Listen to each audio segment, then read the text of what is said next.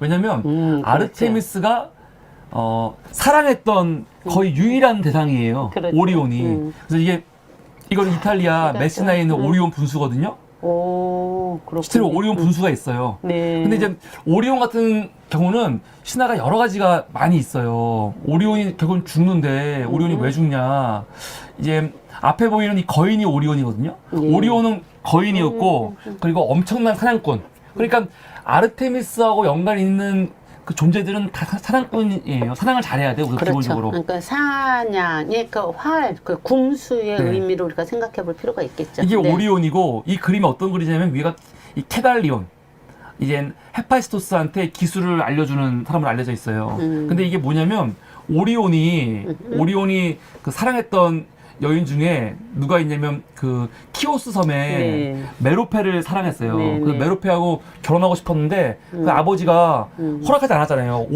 오에노피온이 허락하지 않으니까 그냥 강제로 그냥 겁탈하려고 했고 이것 때문에 그 아버지가 분노해가지고 디오니소스를 이용해서 디오니소스의 술을 이용해갖고 이 오리온을 사실은 뭐 술에 취하게 한 다음에 눈을 네. 실명을 시키거든요. 그랬죠. 그 실명이 되는데 그 실명된 오리온이 이 눈을 뜨게 다시 치료받게 되는 이유가 그 헬리오스의 빛을 받고 치료가 되는데 빛이 어디 있는지 모를 때 요 케델리온이 이쪽을 돌아 해가지고 돌고 그 햇빛을 쬐가지고 눈이 떠지는 이야기가 있죠. 회복이 예. 됐죠. 그래서 렌노스에서 치료를 받는 거예요. 네. 그런 다음에 이제 크레테 가갖고 크레테 가서 아르테미스를 만나는 거죠.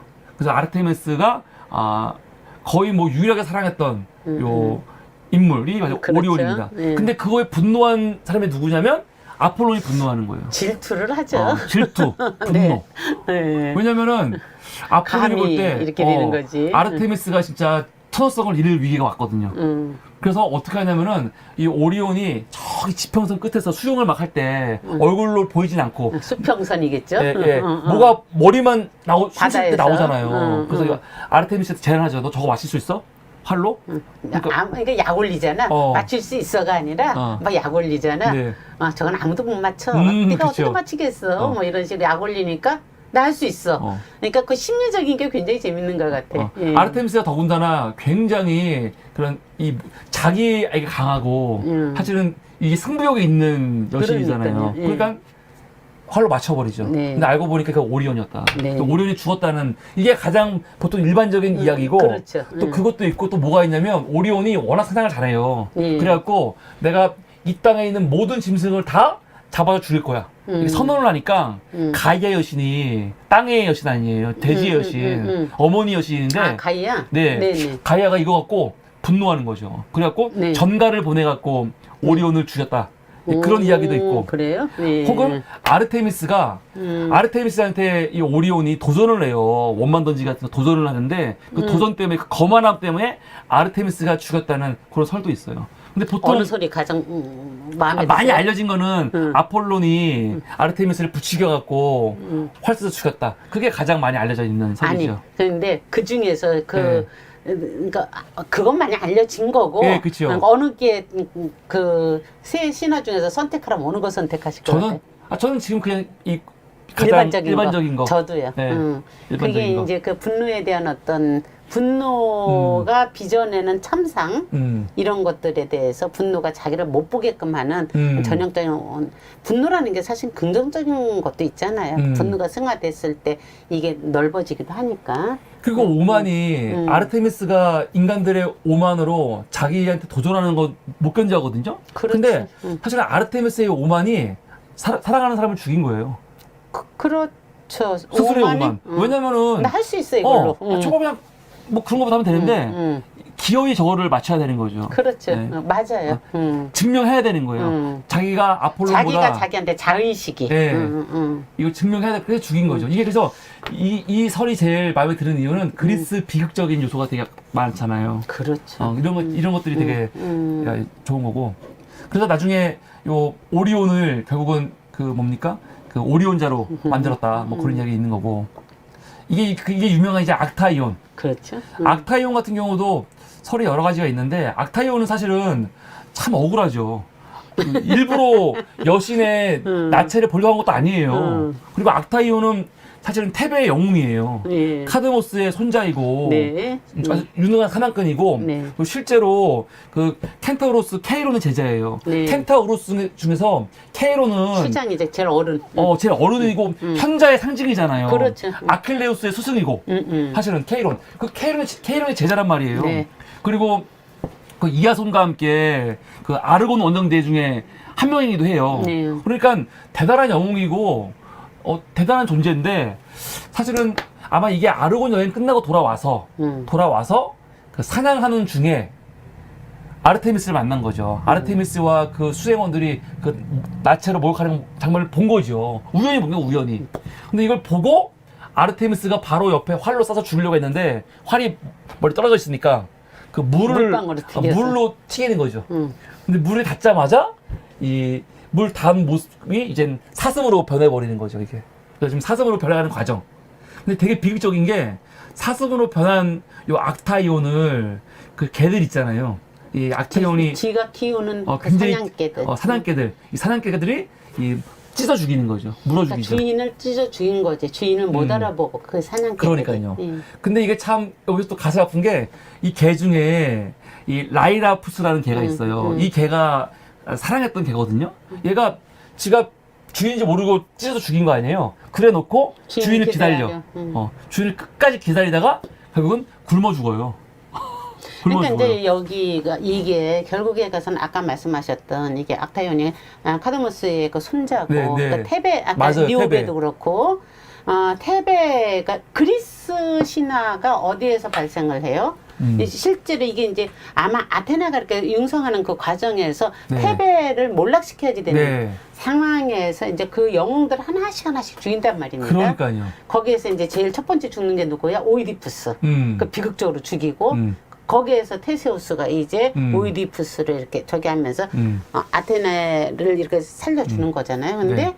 오이디푸스 죽이다가 아까 그 니오베의 그 아버지 탄탈로스 또 그 테베의 왕이었단 다 테베죠. 말이에요. 예. 그러다가 결국에 가서는 그 탄탈로스 그러니까 니오베 탄탈로스의 아들이었던 펠롭스가 맞나요? 그 펠롭스가 맞아요, 펠롭스. 또 우리 이제 나중에 하게 되는 트로이 전쟁과 또 연결이 되는 네. 그 자손들을 낳잖아요. 네. 이러면서 악타이온까지 이렇게 가면서 서서히 테베가 이렇게 해서 망할 수밖에 없었어.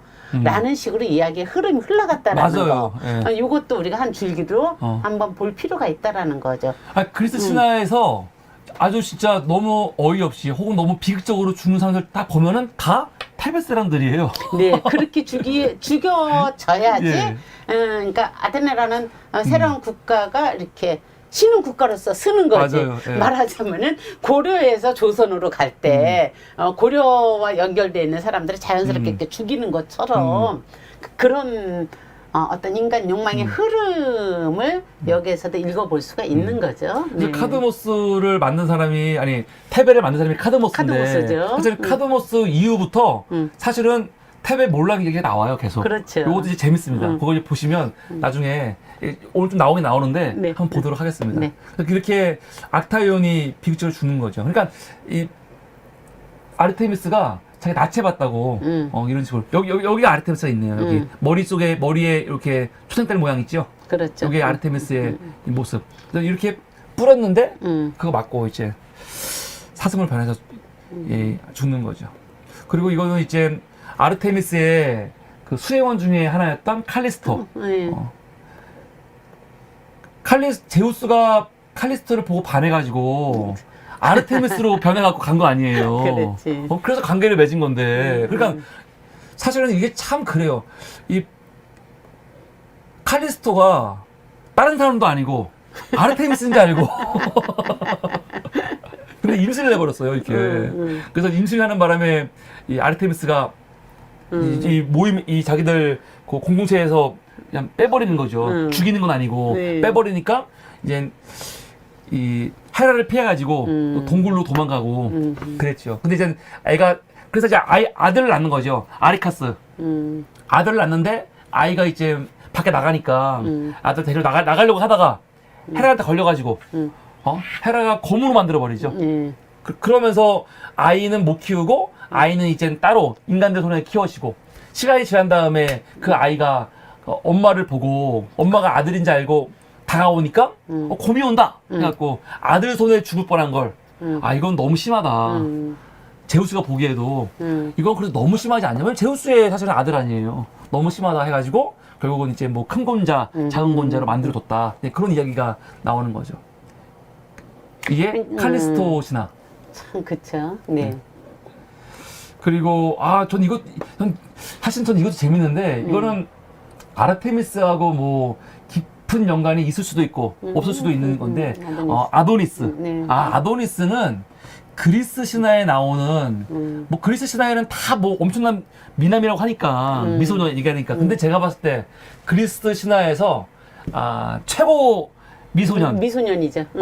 한 명 뽑으라고 한다면은 이거는 아도니스죠. 네. 아도니스.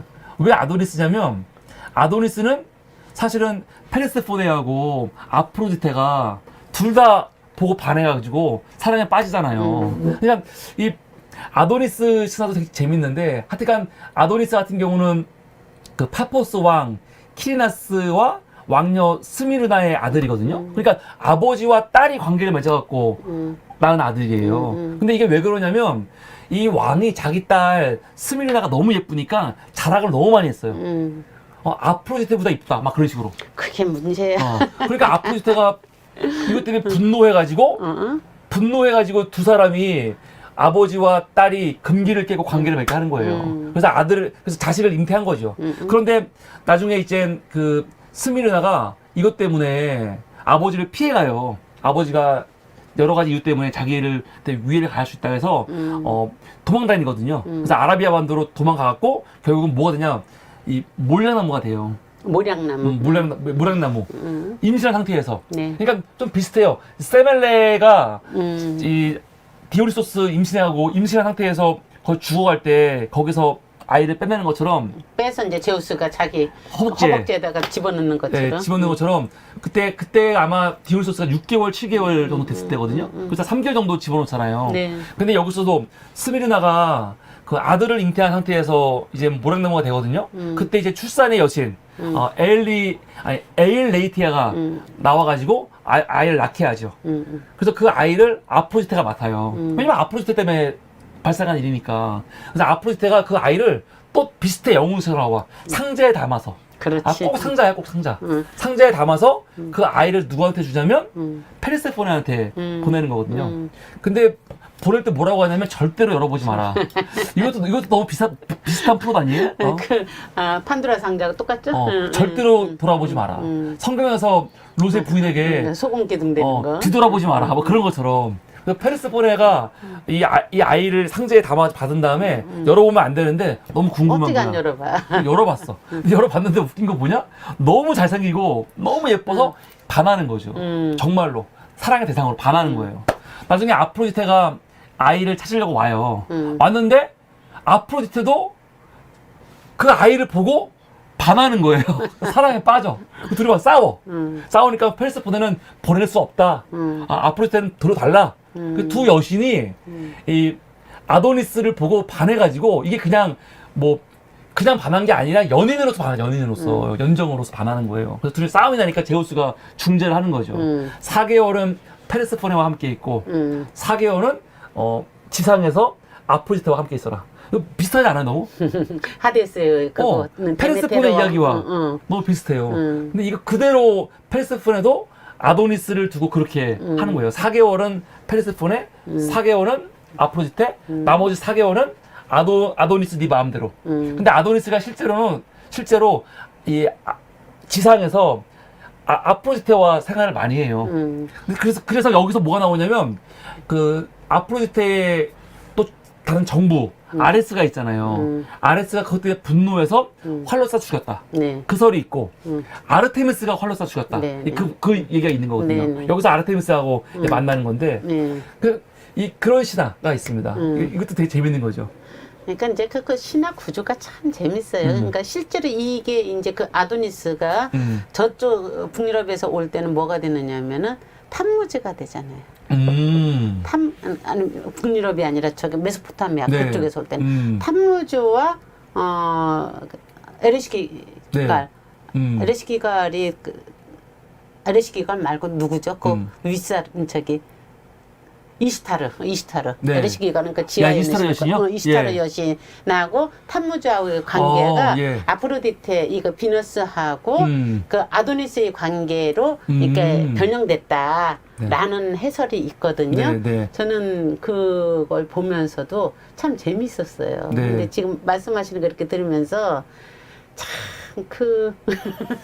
근데 여기서 아레스가 죽였다면 이해가 되잖아요. 근데 왜 아프로디테가 아르테미스가 죽었느냐는 거지. 아르테미스 왜 죽었냐면은 아프로디테 때문에 아르테미스와 연관 있는 이 누구죠? 이 히폴리투스를 죽였어요. 네, 네. 근데 그거에 대한 분노로 죽이는 거죠. 그러니까 신들의 이 갈등 때문에 인간을 죽이는 이야기가 나오는 거예요. 그러니까 아도니스는 특별히 잘못한 게 없어요. 그냥 잘생긴 죄. 잘생긴 죄. 그렇게 그런 게 있고. 결국 멧돼지로 변해서 죽죠. 저기 아레스가 네. 멧돼지로 변해서 멧돼지 맞습니다. 사냥을 하다가 죽이잖아요. 맞습니다. 그러니까 있어요. 이제 네. 아마 아르테미스와 연결되는 것이 그 멧돼지와 멧돼지 설화하고 연결돼서 아마 중첩돼서 네. 사람들한테 알려지지 않았나 네. 싶네요. 그러니까 멧돼지 사냥 같은 거 이거 되게 중요한 이야기인데 그것도 나중에 한번 기회되면은 그런 거. 그러니까 제의라든가 뭐 그런 것도 시합 있잖아요. 네, 그런 그렇죠. 것들이 왜 네, 있는지 알 수 있는. 그리고 또 하나 뭐냐면 헤라클레스의 과업 있잖아요. 네, 그냥 네. 헤라클레스는 어디나 다 껴요. 헤라클레스의 과업. 그러니까 에우리스테우스가 헤라클레스한테 12가지 과업을 맡기는데 헤라클레스의 세 번째 과업이 뭐였냐면 바로 캐리네이아의 암사슴을 생포하는 거. 근데 그 암사슴이 아르테미스와 연관이 있잖아요. 그렇죠. 그런데 문제는 뭐냐? 생포를 하잖아요. 생포를 하는데 본래 신들이 만약에 인간들이 이렇게 도전하면요 바로 죽이거나 가만두지 않거든요. 근데 아폴론과 아르테미스가 자기 암사슴 생포한 거에 분노해요. 그래갖고 미케나로 가던 중에 만나는 거예요, 헤라클레스를. 근데 만나가지고 뭐 하냐면 분노하는데 죽이거나 그렇게 못해요. 서로 이렇게 이제 따지는 거지, 그냥. 따지는 정도야. 그러니까 야, 인간 헤라클레스가 어떤 존재인지 우리가 헤라클레스 하면은 힘이 센 장사 얘기하는데 그리스 신화에서 인간 헤라클레스가 갖고 있는 위상은 진짜 어마어마하다. 신들이 함부로 못해요. 근데 너무 재밌는 건 네. 그 헤라클레스가 어디 사람이냐? 테베 사람이라는 거지. 아, 헤라클레스 테베 사람. 네, 그렇죠. 헤라클레스의 그 엄마 아빠가 사실은 테베의 적이잖아요. 네. 그러니까 이것도 또 아까 테베를 다 죽이면서도 네. 테베 가장 그 또 인간의 우두머리로는 테베 사람 헤라클레스를 또 이렇게 세워놓는 네. 이 복선처럼 깔려있는 이 느낌 이것도 한번 나중에 왜 그랬을까 이런 거 그러게. 생각하면 재밌을 것 같아요. 그죠? 그러게요. 그리스 신화에서 테베인들의 존재가 도대체 어떤 존재길래 왜 이랬을까? 진짜 이거 희한하네요. 그쵸. 저는 그 생각을 안 해봤거든요. 테베의 생각을 안 해봤어요. 그냥 개별로 봤지. 오이디푸스를 봤지. 특별히 테베라는 도시와 연관해서 크게 신경 안 썼는데 정말 저도 지난주 선생님이 테베를 죽이는 과정 얘기하셔갖고 보니까 비극이 정말 테베를 죽이는 과정이야 다. 아니 도대체 왜 테베를 그렇게까지 테베에 대한 두려움이 컸나?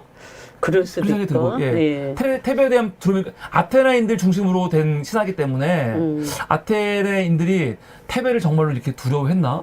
그런 생각이 들기도 하고 그렇습니다. 그래서 이게 이제 그 과업과 관련된 이야기고 그리고 이게 이제 이피게네이아 이야기인데 아가멤논. 네. 아가멤논 같은 경우 이제 트로이 전쟁을 할 때 그리스 연합군의 총사령관 아닙니까? 그래서 이제 트로이 전쟁 떠나려고 하니까 바람이 안 부는 거죠. 그래갖고 출발할 수가 없으니까 이거 왜 그러냐? 신탁을 물어보니까 아가멤논 너 때문이야.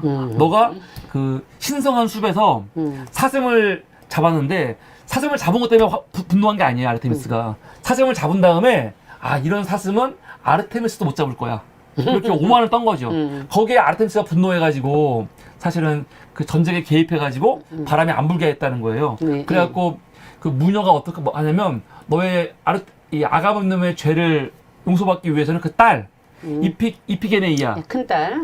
이피게네이아를 제물로 바쳐라 를 하는 거죠. 그래서 결국 제물로 바치려고 하는데 바치려는 순간에 아르테미스가 요 딸을 이제 구해준다는 이야기죠. 이피게네이라고 이피게네이야. 구해주죠. 성경의 그 이삭 이야기가 네, 똑같죠. 같죠. 정말 네. 똑같아요. 아브라함이 이삭을 죽이려고 하는 사이에 하나님이 이삭을 해하지 마라. 여호와 이래. 얘기하는 거. 그 내용과 거의 유사한 이게 나오죠. 근데 아르테미스가 아르테미스가 이제 네. 맞죠. 그 아르테미스의 그 분노가 아까 우리가 분노에 대해서 이제 분노의 승화에 대한 이야기를 잠깐 했었잖아. 그러니까 아르테미스의 분노가 에피게네아까지 갔을 때는 네.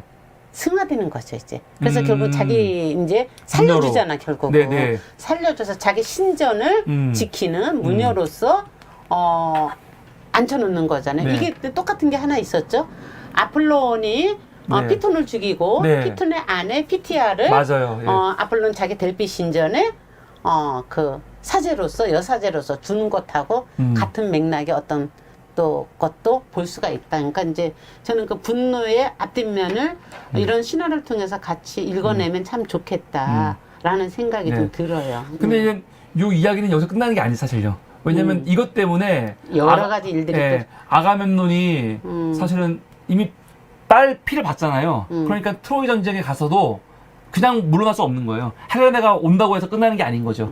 그리고 또 이것 때문에 돌아와서 이 부인에게 살해를 당하는 거죠. 그렇죠. 뭐 그런 것들. 그러니까 이렇게 돌고든 이제 우리는 네. 그건 이제 트로이 전쟁에서 이피게네이아 편 같은 걸 하나 이제 만들어서 네. 지금 나누고 싶은 이 이야기를 뭐 얼마든지 나눌 수가 있겠지만 또 여기서 우리가 뭐 다음에 해도 네. 되지만 우리의 심청전하고 이피게네이아하고의 그 차이점 이걸 봐도 재밌을 것 같아. 네. 심청은 지 스스로가 심정은 있잖아. 자발적 자발적이잖아. 공양이고. 예, 예. 여기는 속아서 억지로. 아빠한테 속아서 이거 원래 너 아킬레스랑 결혼시켜 줄 거야. 그렇게 속인 거잖아. 속인 거 아니에요. 그래서 예. 아킬레스 결혼할 줄 알고 왔는데 갑자기 죽인다고 하니까. 그러니까 마누라와 딸을 네. 속여갖고 희생제물을 썼단 말이야. 그쵸. 심청이는 스스로가 내가 희생제물이 되겠어 라는 것이고 이 차이도 우리가 같이 한번 살펴보면 재밌을 것 같아요. 그러니까 옛날에는 우리 동양이나 서양이나 그 인신 공양이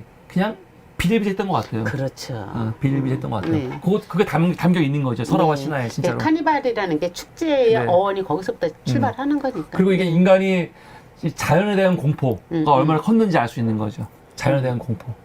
바람 부는 것 때문에 죽인 거 아니에요, 지금. 그렇죠. 트로이 전쟁에서 바람 부는데 바람이 안 부니까 바람 불을 해서 죽인 거고, 심청이도 지금 바다가 가야 되는데 그 인당수 쪽에서 파도가 너무 세니까 죽인 거 아니에요. 그냥 자연 현상에 대해서 인간들이 얼마나 두려워했는지. 그냥 기독교의 역할이 하나 있다면은 자연을 파괴한 것도 있지만 이 파괴한 게 뭐냐면 자연을 막 정복하라고 했잖아요. 이거를 해석을 잘못해가지고 정복을 해석을 해버렸지. 문제가 많았지만 그런데 또 다른 사실은 그 측면에서는. 정복이라는 것 때문에 인간이 자연에 대해서 공포로부터 해방된 게 있는 거예요. 그럼요. 그 또한 굉장히 큰 역할인 거죠. 큰 역할이죠, 그거. 예. 진짜.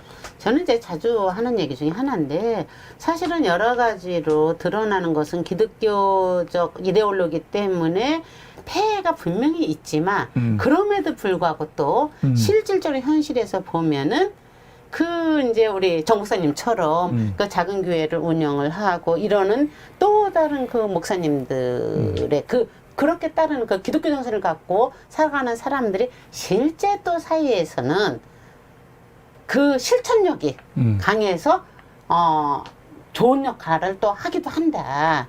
이게 이제 앞뒤가 두 개가 같이 맞물려 있는 거지 하나만 있는 게 아니다. 라는 얘기를 지금 얘기를 들으면서 제가 하고 싶어요. 기독교에서 아니라 기독교만 그런 건지 모르겠는데 고등 종교는 그 자연에 대해서 이런 공포심이라든가 자연에 막 이렇게 그런 게 있나? 다른 종도 있나? 근데 기독교는 그 역할이 분명히 있는 것 같아요. 자연을 무상화하는 것에 대해서 분노하는 이게 있잖아요. 기독교에는. 네, 그렇죠. 그러니까 자연에 대해서 사실은 인간이 맞서거나 아니면은 뭐라 할까 자연을 극복할 수 있는 사실은 극복에 대한 의지를 굉장히 많이 맞아요. 갖고 있는 네, 거죠. 있는 이건 거죠. 아마 지리적 영향 때문에 그럴 수 있을 거예요. 문명의 발생은 지리적 속성 자체가 그 메소포타미아나 그 기독교 문명이 발달된 이집트 쪽에는 그쪽하고 이게 황허 문명 쪽에서 일어나는 인더스 문명은 황허 문명 쪽에서 일어나는 그 지리적 여건에 의해서 자연에 대한 인식이 정복의 대상으로 받아들이는 거고 이쪽에서는 거의 그 자연과 하나가 되는 인간도 자연이야. 맞아. 이것과 하나가 되는 동화의 개념으로 받아들이는 것은 지리적 역량 때문이다라는 이야기가 있잖아요. 저는 그것이 크게 작용을 하지 않았을까. 네. 네. 근데 현대에 와서는 이제 기독교에서 비판받는 게 자연을 극복의 대상으로 본 게 분명히 좋은 영향이 있는데 지금은 이제 이게 환경 파괴 또 주범이 된 거 아니냐. 과유불급 너무 많이 갔다 네. 가서 그런 지금 흐름이 네, 있습니다. 네. 그리고 이 신화는 키오네의 죽음.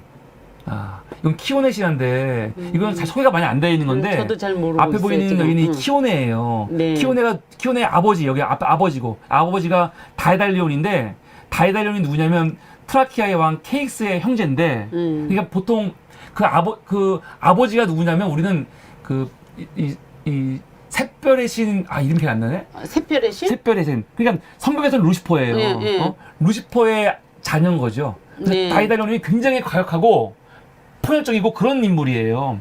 사실은. 네, 네. 근데 이 인물의 딸이 누구냐면 바로 키오네인데 네. 키오네가 굉장히 아름다웠어요. 키오네가 왜 중요하냐면 신들 중에 아폴로노하고 헤르메스가 동시에 사랑해요. 근데 욕정이죠. 아폴론과 헤르메스가. 헤르메스. 네, 네. 그래서 둘이 어떻게 하냐면 저녁까지 기다렸다가 저녁이 되면은 덮치자. 뭐 그런 식으로 얘기를 하는데 헤르메스가 그걸 못 기다려요. 그래서 헤르메스는 낮에 마법을 이용해서 키오네를 잠들게 해요. 그래갖고 겁탈을 해요. 그리고 바로 저녁에는 아폴론이 노파의 모습으로 와가지고 이 키오네를 덮쳐요. 그래서 같은 날 두 신이 덮쳐요. 그래갖고 이 키오네가 쌍둥이를 임신을 해요. 그래서 보통 이 쌍둥이의 아빠가 누군지 모르잖아요. 근데 쌍둥이 중에 그 헤르메스 때문에 낳은 아들이 아우톨리코스라고 보고 도둑이거든요. 강도 아우톨리코스. 또 하나가 필라몬. 필라몬은 이제 그 음악을 잘하는 이 인물인데 두 자녀를 낳는 거죠. 근데 이것 때문에 이게 좀 다른 거죠. 겁탈이긴 겁탈이지만 신에게 받은 겁탈이잖아요. 그러니까 이것 때문에 이 키오네가 자랑을 해요. 리오베어 같은 거네. 그러니까 뭐냐면 내가 얼마나 예쁘면 두 신이 나한테 빠져가지고 하냐고 하면서 내 미모가 아르테미스보다 낫다. 이렇게 얘기하는 거예요. 내가 얼마나 예쁘면 아폴론가, 왜냐면 아르테미스 동생이니까요. 아폴론가 또 헤르메스. 헤르메스가 나를 이렇게 덮치겠냐. 내 미모가 아르테미스보다 낫다. 왜 그런 얘기를 못하나 할까? 그래서 아르테미스가 그때 분노해가지고 지금 활로 쏴서 죽이는 장면이에요, 이게. 이렇게. 죽이는 장면이에요. 그래가지고 이 아버지가 딸을 너무 사랑했거든요. 그래서 이 딸을 화장을 하는데 화장을 할 때 이 아버지가 3번을 그냥 그 화장하는 데 들어가고 죽으려고 3번을 시도하는데 그걸 말리는 거죠, 지금. 그리고 4번째는 어떻게 하냐면 너무 괴로워가지고 파란나소스 산에 올라가고 뛰어내려요. 뛰어내려갖고 떨어져 죽을 때 아폴론이 죽지 못하게 하는 거예요. 그래서 그 아버지를 어떻게 하냐? 매로 만들어요, 매. 그러니까 매가 어떻게 탄생했는가 그걸 보여주는 매의 거예요. 어원이네. 신화적 어원이네. 이 다이달리온이 매가 되는 건데 매의 성격이 굉장히 강하잖아요. 그러니까 사냥하잖아, 사냥을 하는 게 매잖아요. 그러니까 이 매가 갖고 있는 이런 전투력, 이 힘, 그런 것들이 어디서 나온 거냐면 바로 이 다이달리온의 원래 그 폭력성 플러스 이 분노, 그런 것이 나오는 거다. 그렇게 얘기를 하는 거죠. 이게 키오네 신화. 그게 굉장히 재밌네요. 네. 그러니까 말하자면은 우리가 독수리를 생각하면 제우스가 떠오르듯이 네. 물론 바로 직접적이지는 않지만 매는 아폴론하고 연결돼서 우리가 상상할 수가 있다라는 거죠. 한번 거치는 거지만, 그러니까 아폴론이 결국은 다이달리온을 매로 만들었으니까, 맞습니다. 예. 그러니까 자기의 분신으로 생각할 수도 있는 거니까, 네, 재밌네요. 그러니까 매한테는 분노가 있는 거예요. 분노. 딸을 잃은 분노. 이런 게 있습니다. 이게 키오네 신화가 있고 앞에 보이는 요 처녀는 아탈란타라는 네, 아이고, 아탈란타. 아탈란타 참. 아탈란타 얘기가 굉장히 재밌거든요, 사실. 아탈란타 같은 경우는 이 아르카디아 지방의 왕 이오소스와 또 클리메네의 외동딸인데 사실은 아들을 원했는데 딸이 나오니까 딸을 버렸어요. 그러니까. 산 태어나서 버렸어. 아, 뭘 버려 그냥 키우지? 버릴 이유는 뭐가 있어요? 아니 오이디푸스 같은 경우야, 아니 이 뭡니까 파리스 같은 경우야. 뭐 식탁이 있었으니 식탁이 있으니까 버린다고 치지만 아탈란타는 왜 버린 건지 난 모르겠어요. 딸이라서 딸이라고 왜 버려? 왜 버려? 그러니까- 가부장제가 심하니까 아들이 중요하다고 생각했기 때문에. 버렸어요. 지금 뭐 그게 네. 얼마 전 요즘에는 안 그러지만 한 1, 20년 전까지만 네. 해도 이거 초음파 해갖고 네. 딸이면 낙태시켰잖아. 그쵸. 똑같은 거지. 근데 여긴 태어났잖아요. 태어났는데 뭐 내년 낙태가 안 되니까 예. 확인하고 아니 버리는 그게 거죠. 지금까지도 이렇게 살아있다는 거죠. 네. 왜 버렸느냐면 바로 힘의 논리에서 버린 네. 거라고. 버렸는데 이 버린 아이를 사실은 아르테미스가 암소를 보내갖고, 왜냐면 암소가 아르테미스의 굉장히 중요한 또 상징 동물이거든요. 암소를 보내갖고 양육을 하는 거죠. 그러면서 이 아탈란타야말로 사실은 진짜 여장부 같은, 진짜 여장부. 남자 중에는 헤라클레스가 있다면 여자한테는 아탈란타가 있는 거죠. 이게 미국의 그 아탈란티스. 네, 예. 이 아탈란타. 이 대단한 여장부예요. 그래서 사냥의 그래서 이 아르테미스가 굉장히 사랑하잖아요. 그렇죠. 또 처녀 서약도 하고 너무너무 사랑해요. 근데 이게 재밌는 게 뭐냐면 보통 남자들 영웅시나 보면은 버림받았다가 다시 돌아가갖고 왕자로 인정받는 이야기들 많이 나오잖아요. 이거는 우리나라 신화도 마찬가지고 그럼요. 뭐 주몽 신화 같은 거 다 그런 거 아닙니까? 그럼요.